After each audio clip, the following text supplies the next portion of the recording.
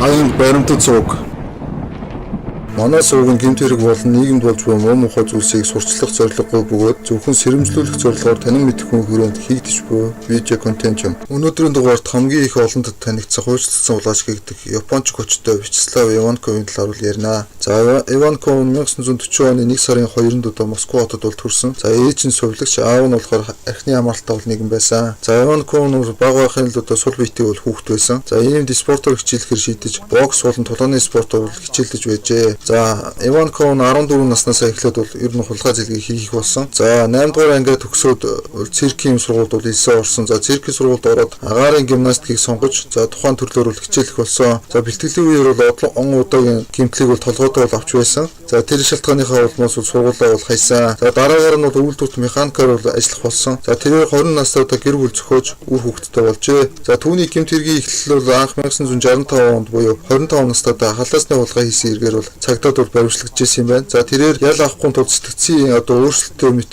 жүжиглэж бол байсан. За тэгээд иймд болохоор түүний сэтгцийг бол үзүүлэхээр Кашонкогийн эмнэлгээд бол аваадсан юм байна. За түүнд бол эмчийн одоо үзлэг хийснээр бол түүнд бол шизофрен гэх оншиг бол тавьсан. За тухайн онш нь бол үнэн байх бол магадaltaй байна. Учир нь за түүнийг циркийн сургууль байхдаа толгойдоо олон тооны гэмтэл авч байсан нь бол шизофрен гэх одоо онш авахт нь бол нөлөөсөн гэж үздэг. За түүний хийсэн халаасны хулгай хэрэг бол яг тухайн үед одоо сэтгцийн одоо өөрчлөлтөө гэдэг шалтгааных нь улмаас бол тэнсэн харгалзгаал ял болж хуурсан. За 1966 оны 7 сарын 18-нд бол Иванковыг бол эмчийн хяналтанд бол дахин оруулсан. За дахин оруулснаар бол албатай эмчилгээнд явуулах шаардлагатай гэж үзсэн. За харин Иванков бол шийдвэрийг сонсонгууд даруйдаа бол оргожээ. За Иванковыг 1966 оны 11 сард бол баривчилж албадан эмчилгээнд бол явуулсан. За 1967 оны 3 сард түүнийг идгсэн гэж үзэж бол эмнэлгээс бол гаргасан. Иванковыг Монгол хочтой хуульчлагдсан улгаач Геннадий Карков бол анзаарснаар түүнийг бол бүлэгтээ авсан. За Монгол хочтой хуульчлагдсан улгаач Геннадий Карковын бол бүлэглэн за тухайн үедээ социализмын үед бол дамын 8 болон одоо за их хэмжээний ашиг олж буй энгийн иргэдийг бол олж за тэдгээрийг бол эрхийдлэх буюу айлган сүрдүүлэх замаар бол татвар тусаас авдаг бол байсан. За социализмын үед бол хуульчлагдсан улгаач гэх хэрхмүүд нь бол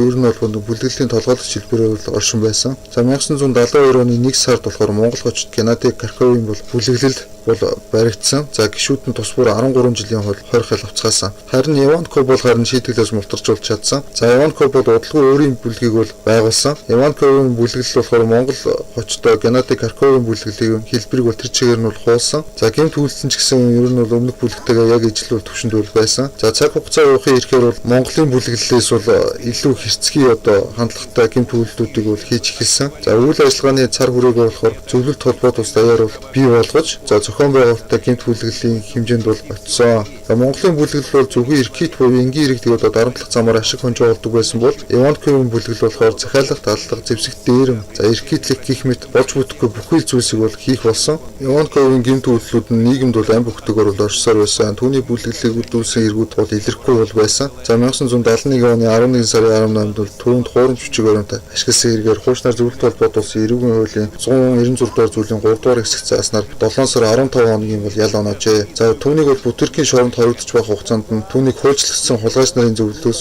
за хуульчлагдсан хулгайч болгон бол баталсан юм байна. За Иванков шоронгоос гарахтаа бол хуульчлагдсан хулгайч нарын одоо эрүүгийн ертөнцийн хуулийн дагуу одоо эхнэрээсээ салж ойр дотны хүмүүсээс бол бүрэн мөсөн холбоогоо тасалжээ. Иванков Москва орчмын зохион байгуулалтын гэмт бүлэглэлийг одоо хяналтандаа байлгадаг байсан. 1980-ад онд бол Иванковыг олон тооны хүн амьтны хэрэгт одоо холбоотой гэж үзэн болохоржээ. Иванковыг хоригдож байх хугацаанд нь олон тооны хүн амьтны хэрэгтэй холбоотой болохыг нь тоож бол чадаагүй. Иванковын одоо хяналтанд байдаг зохион байгуулалтын гэмт бүлэглэл нь одоо маш олон тооны аллах болон бусад одоо маш олон төрлийн одоо хэрэг үдүүлсэн ч гэсэн түүнийг бол шууд холбоо амралтайг нь бол тогтоож чадахгүй байсан. 1991 онд Орсын улбаны улсад одоо нэр нөлөө бүх эрхмүүд бол Иванковыг суллах талаар бол хөөцөлдөж эхэлсэн. За улмаар Иванковын үдүүлсэн хэргийг бол нотолж чадахгүй болмоос 1991 оны 11 сарын 5-нд бол сулсан. Иванков нь болохоор суллагдсан даруйдаа буюу 1992 онд болохоор Герман болон Америкийн нэгдсэн улс руу аялж за тухайн онд бол Америкийн нэгдсэн улсууд бол суурьжээ. За хуульчлагдсан хулгайч нар бол эхнэр бол үр хүүхэдтэй бол байж болдгоо. За энэ нь болохоор эрүүгийнх нь ертөнцийн өөрийнх нь хуулийн дагуу бол тийм байдаг. За Америкийн нэгдсэн улс тодорхой хугацаанд бол амьдрахын тулд бол Ирина гэх эмэгтэйд бол хуурамчууд тэрг ирсэн. За Иванкова нь болохоор Америк нэгдсэн улсад үйл ажиллагаа явуулж байгаа Оросын одоо зохион байгуулалтын гэмт бүлэглүүдийг бол өөрийн хяналтанд авч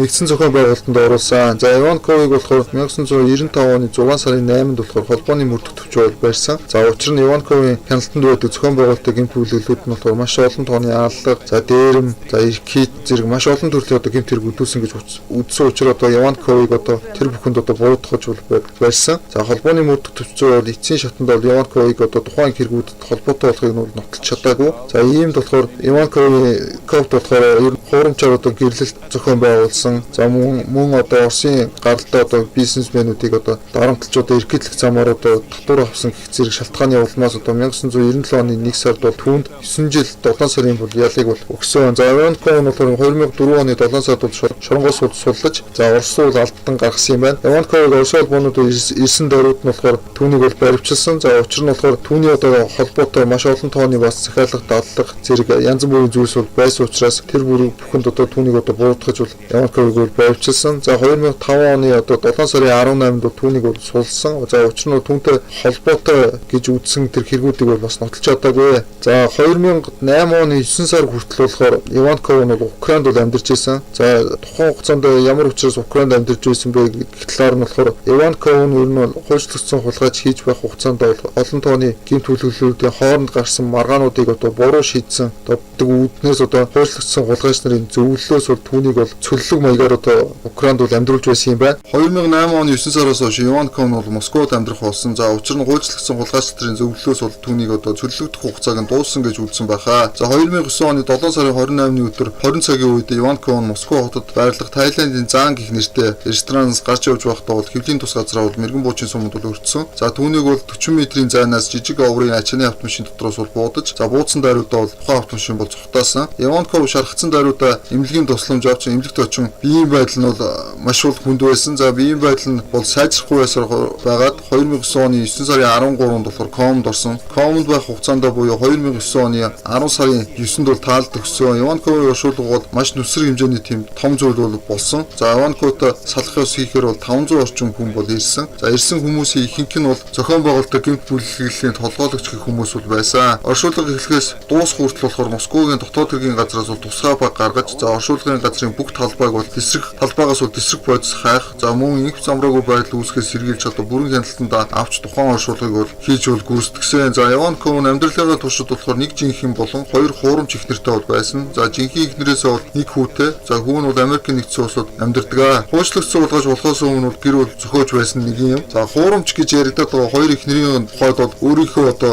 хуучлагдсан хулгайч гэх эрүүгийн цол хэрэгмийг одоо нуухын тулд одоо хуурамчаар гэрэлсэн гэж үздэг. За нэг сонин тохиолдол гэвэл 2000 онд одоо бүх насаараа хоригдоход авсан цуврал алуурчин одоо Юрий Владимировыг хитгэхэд бол өөрийгөө бол Иванковын нууц хүүхэд гэж зарлж байжээ. За Иванковыг хин хөнөөсөн талаар бол Санкт Петербургийн зохион байгуулалтын гэмт бүлэглэлийн толгойлогч Дээд Хасан хитгээд бол Иванковыг одоо хөнөөлгсөн гэж бол үздэг юм байна. За учир нь Иванков нь одоо хит хитэн бүлэглэлийн хооронд гарсан одоо маргааныг одоо буруу шийдсэн учраас Дээд Хасан гэх тухайн этгээд нь болохоор Иванковтой одоо өрш зангидсан гэж үздэг. За Дээд Хасан нь одоо нөгөө өрш зангидсан учраас Иванковыг одоо хөнөөлгсөн гэж бол үздэг юм байна. За Иванковыг бол өнгөрсний дараагаар бол Дээд Хасан бол өөрийн хамгаалдаг бол дээд зэргээр бол хангасан. За түүнийг бол түүний айманд одоо халтахаар одоо хид хид удаагийн халдлага болж байсан боловч одоо амжилтгүй болж байсан. За 2013 оны 1 сарын 16-нд бол Дээд Хасан гэх тухайн этгээдийг бол хөнөөсөн юм байна. Иванковтой холбоотой одоо маш олон тооны аллага, за маш олон тооны гэмт үйлдэлүүд байгаа учраас тэр бүгдийг одоо нэг бүрчлэн детальчилж ярихыг бол хүссэнгүй. За та бүхэн одоо Оросын улбооны улсын одоо эрүүгийн ертөнцийн талаар илүү ихийг одоо мэдхийг хүсвэл манай суугийн өмнөх бичлэгүүдийг одоо үзэж сонирхох боломжтой.